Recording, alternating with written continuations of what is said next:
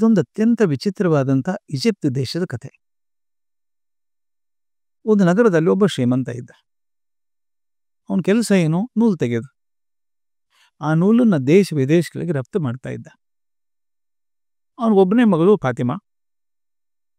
ಒಂದಿನ ಮಗಳನ್ನ ಕರೆದು ಹೇಳಿದ, ಮಗು, ಈ ರಫ್ತು ಮಾಡೋದಕ್ಕೆ ಈ ಸಲ ನಾನೇ ಹೋಗಬೇಕು ಅಂತ ತೀರ್ಮಾನ ಮಾಡಿದ್ದೆ.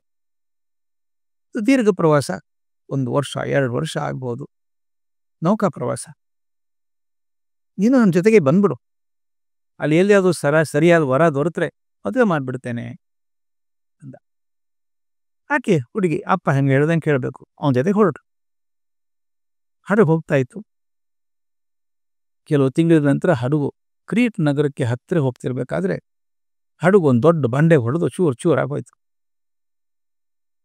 ಆಗ ದುರಂತವ್ರು ತಂದೆ ಸತ್ತೋದ್ರು. ಫಾತಿಮಾ ಒಂದು ಹಲಿಗೆ ಹಿಡ್ಕೊಂಡು ಕಟ್ಟಿ ಹಿಡ್ಕೊಂಡು ಕೂತಿದ್ರು. ಬದುಕಿದ್ವು. ಆಗ ಒಂದು ದೊಡ್ಡ ತೆರೆ ಅವಳನ್ನು ದಡೆಗೆ ತಂದು ಆಯ್ತು. ದಂಡೆ ಬಂದು ಬಿದ್ದು ಹುಚ್ಚು ಹಾಗೆ ದ್ವೀಪದಲ್ಲೆಲ್ಲ ಸುತ್ತಾಡಿದ್ಲು ಫಾತಿಮಾ. ಒಂದು ಸಣ್ಣ ಹಳ್ಳಿ ಸೇರ್ಕೊಂಡ್ರು. ಮನೆ ಒಂದೇ ಆಶ್ರಯ ಪಡ್ಕೊಂಡ್ರು. ಅವರು ಬಡವರೇ ಪಾಪ. ಅವ್ರ ಉದ್ಯೋಗ ನೇಯ್ಗೆ. ಅವ್ರ ಈಕೆಗೆ ಪರಿಸ್ಥಿತಿ ನೋಡಿದ್ರು. ಕರುಣೆಯಿಂದ ತಮ್ಮ ಮನೆಯೊಳಗೆ ಇಟ್ಕೊಂಡ್ರು. ಆಕೆಗೂ ನೇಯ್ಗೆ ಕಲಿಸಿದ್ರು. ಆಕೆಗೆ ನೂಲೋಗಿ ಬರ್ತಿತ್ತಲ್ಲ, ನೂಲು ತೆಗೆಯೋದಕ್ಕೆ ಆಕೆ ಚೆನ್ನಾಗಿ ನೂಲು ತೆಗೆದು ಅವ್ರಿಗೆ ಕಲಿಸ್ಕೊಟ್ಲು. ಅವ್ರ ನೂಲಿಂದ ನೇಯ್ಗೆ ಕಲಿಸಿದ್ರು. 1-2 ವರ್ಷದೊಳಗೆ ಆಕೆ ಹಿಂದಿನ ಕಹಿಯನ್ನು ಮರೆಯುವಂಥ ಹಂತಕ್ಕೆ ಬಂದಿದ್ಲು. ಆಯ್ತಪ್ಪ, ಜೀವನ ಒಂದು ಹದಕ್ಕೆ ಬಂತು ಅನ್ನೋ ಹೊತ್ತಿಗೆ ದುರ್ದೈವ ಬೆನ್ನಟ್ಟಿ ಬಂತು. ಆ ಹಳ್ಳಿ ದರೋಡೆಕಾರರ ದಂಡು ಬಂತು. ಹೀಗೆ ನೋಡ್ಕೊಂಡು ಎತ್ಕೊಂಡು ಹೋಗ್ಬಿಟ್ರು. ನೋಡೋಕೆ ಚೆನ್ನಾಗಿದ್ದ ಹುಡುಗಿ. ಈಕೆನ ಬೇರೆ ದೇಶಕ್ಕೆ ಮಾರಿದರೆ, ಗುಲಾಮಳನ್ನಾಗಿ ಮಾರಿದರೆ ದುಡ್ಡು ಬರುತ್ತೆ ಅಂತ ಆಕೆನ ಹೊತ್ಕೊಂಡು ಹೋಗಿ ಬೇರೆ ದ್ವೀಪಕ್ಕೆ ಹೋಗಿ ಒಬ್ಬ ವ್ಯಕ್ತಿಗೆ ಮಾರಿಬಿಟ್ರು. ಆತ ಒಳ್ಳೆ ಮನುಷ್ಯ ಪಾಪ. ಕೊಂಡ್ಕೊಂಡವನು. ಯಾರು ಕೊಂಡ್ಕೊಂಡಲ್ಲ ಈಕೆನ, ಒಳ್ಳೆ ಮನುಷ್ಯ. ಒಂದು ಕಾಲಕ್ಕೆ ಚೆನ್ನಾಗಿ ಬದುಕಿದಂಥವನು. ಆದರೆ ಈಗೆಲ್ಲ ಹೋಗಿ ಬಡತನ ಬಂದ್ಬಿಟ್ಟಿದೆ. ಆತ ಅವನ ಹೆಂಡತಿ ಫಾತಿಮಾ ಕೂಡ ಕೆಲಸ ಮಾಡೋಕೆ ಶುರು ಮಾಡಿದ್ರು. ಅವನ ಕೆಲಸ ಏನು? ಈ ಹಡಗುಗಳಿಗೆ ಮರಗಂಬ ಬೇಕಾಗುತ್ತಲ್ಲ, ಮರದ ಕಂಬಗಳಿರ್ತಾವೆ ಹಡಗುಗಳಿಗೆ, ಅದಕ್ಕೆ ಬಟ್ಟೆ ಕಟ್ಟಿ ಅದ್ರ ಮೇಲೆ ಹಡಗು ಸಾಗಬೇಕು. ಆ ಕಂಬಗಳನ್ನು ತಯಾರಿಸಿ ಮಾರೋರು. ಹಗಲು ರಾತ್ರಿ ದುಡಿದು ಆ ಮನುಷ್ಯ, ಹೆಂಡತಿ ಮತ್ತು ಫಾತಿಮಾ ಕೂಡ ಕೆಲಸ ಮಾಡಿ ಮಾಡಿ ಸಾಕಷ್ಟು ಹಣ ಕಳಿಸಿದ್ರು. ಯಜಮಾನ ಹೇಳ್ದಮ್ಮ, ನಿನ್ನ ಗುಲಾಮ ಅಂತ ತೊಗೊಂಡಿದ್ದೆ ನಾನು, ಮಗಳು ಹಾಕಿದ್ದೀಯಾ, ನೀನು ದುಡ್ದಿದ್ದೀಯಾ, ನಿನ್ನ ದುಡ್ಡೆಲ್ಲ ಮುಡ್ತು ಅಂತೀನಿ, ನಿನ್ನ ಗುಲಾಮಿಗೆ ಇದನ್ನು ಮುಕ್ತ ಮಾಡಿದ್ದೇನೆ, ಹೋಗು ಅಂತ. ಆಕೆ ಎಲ್ಲಿ ಹೋದಾಳು ಪಾಪ? ಕೃತಜ್ಞತೆ ಹೇಳಿದ್ಲು. ಬೇರೆ ಹೋಗೋ ದಾರಿ ಇರಲಿಲ್ಲ, ಅಲ್ಲೇ ಉಳ್ಕೊಂಡ್ರು. ಒಂದು ದಿವಸ ಯಜಮಾನ ಆಕೆ ಹೇಳಿದ, ಮಗಳೇ, ಈ ನೀನು ಗುಲಾಮ ಅಲ್ಲ, ನನ್ನ ಮಗಳಿದ್ದ ಹಾಗೆ. ಜಾವಾ ದ್ವೀಪಕ್ಕೆ ಒಂದು ಹಡಗಿನ ತುಂಬ ಮರಗಂಬುಗಳನ್ನು ತುಂಬಿ ಕಳಿಸ್ತಾ ಇದ್ದೇನೆ. ಒಂದು ಮರಗಂಬ ಆಗಿದ್ದವನು ಒಂದು ಹಡಗಿನ ತುಂಬ ಇದೆ, ನೀನೇ ಹೋಗಿ ಮಾರಾಟ ಮಾಡ್ಕೊಂಬಾ ಅಂದ್ಲು. ಆಕೆ ಹೊರಟು. ಹಡಗು ಚೀನಾ ದೇಶ ಹತ್ತಿರ ಹೋಗ್ತಿರುವಾಗ ಭಯಂಕರ ಬಿರುಗಾಳಿ ಬಂತು. ಹಡಗು ತತ್ತರಿಸಿ ಹೋಯ್ತು. ಭಾರಿ ತೆರೆ ಬಂದು ಹಡಗು ಮುಳುಗಿ ಹೋಯ್ತು. ಭಗವಂತನ ಕೃಪೆ, 2ನೇ ಬಾರಿನೂ ಜೀವದಾನ ದೊರೀತಾಕೆಗೆ. ಯಾವುದೋ ಹಿಡ್ಕೊಂಡಂಥ ಕಂಬ ಇತ್ತಲ್ಲ, ಅದೇ ಹಿಡ್ಕೊಂಡು ಹೋದ್ಲು. ಅದೇ ತಂದು ದಂಡೆಗೆ ಹಾಕ್ತು. ಚೀನಾ ತಡಿಯನ್ನು ಸೇರಿದ್ಲು. ಅಪರಿಚಿತ ಸ್ಥಳ, ಅರಿಯದ ಭಾಷೆ, ಮೊದಲು ಕಂಡಿರದಂಥ ಜನ. ಬದುಕಿಗೇನಾದರೂ ಮಾಡ್ಬೇಕಲ್ವಾ?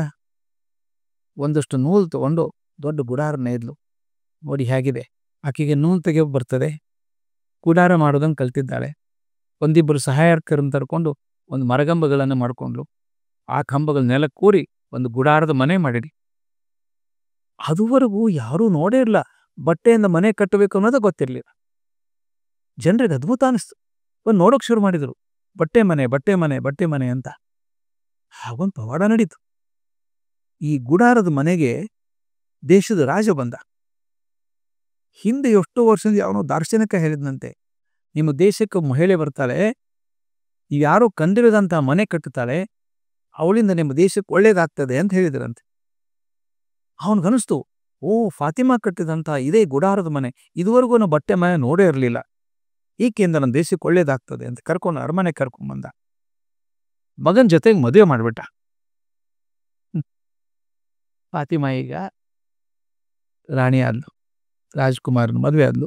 ಮುಂದೆ ರಾಜ ಆದಾಗ ರಾಣಿ ಆದ್ಲು. ಸಂತೋಷವಾಗಿ ಬದುಕಿದ್ಲು ಅಂತ ಈ ಕಥೆ ಹೇಳ್ತಾರೆ. ಈ ಕಥೆ ನಮಗೇನು ಹೇಳುತ್ತೆ? ಕತೆ ಚಂದ. ಹಿಂದೆ ಒಂದು ಸಂದೇಶ ಇದೆ. ಅದು ಹಿಂದೆ ಎಷ್ಟು ಒದ್ದಾಡಿಲ್ಲಲ್ಲ ಆಕೆ. ನೂಲು ತೆಗೆದಿದ್ದು ಒಂದು ಅನುಭವ, ನೇಯ್ಗೆ ಒಂದು ಅನುಭವ, ಹೊರಗಂಬಗಳನ್ನು ಮಾಡಿದ ಅನುಭವ. ಅವೆಲ್ಲ ಅನುಭವಗಳು ಯಾವುದೂ ವ್ಯರ್ಥ ಆಗಲಿಲ್ಲಲ್ಲ. ಅದಕ್ಕೆ ನಾನು ಹೇಳೋದು ಸ್ನೇಹಿತರೆ, ಜೀವನದಲ್ಲಿ ಹಿಂದೆ ಆಗಿ ಹೋದಂಥ ಕಹಿ ಅನುಭವಗಳು, ಸೋಲುಗಳು ಯಾವುದೂ ವ್ಯರ್ಥ ಅಲ್ಲ. ಅವು ನೆಲದೊಳಗೆ ಸೇರಿ ಹೋದಂಥ ಅಡಿಪಾಯದ ಕಲ್ಲಿದ್ದ ಹಾಗೆ. ಅಡಿಪಾಯ ಕಣ್ಣಿಗೆ ಕಾಣಿಸೋಲ್ಲ. ಎತ್ತರ ಮನೆ ಕಟ್ತೇವೆ, ಅಡಿಪಾಯದ ಕಲ್ಲು ಕಾಣಿಸೋದೇ ಇಲ್ಲ. ಆದರೆ ಅಡಿಪಾಯದ ಕಲ್ಲುಗಳ ಮೇಲೇನೆ ಇಡೀ ಮನೆ ನಿಂತಿರೋದು. ಹಾಗೆ ನಮ್ಮ ಹಿಂದೆ ಆಗಿ ಹೋದಂಥ ಅನುಭವಗಳು ನಮ್ಮ ಮುಂದಿನ ಭದ್ರ ದಿನಗಳಿಗೆ ಕಾರಣ ಆಗ್ತವೆ, ಶುಭ ದಿನಗಳಿಗೆ ಕಾರಣ ಆಗ್ತವೆ.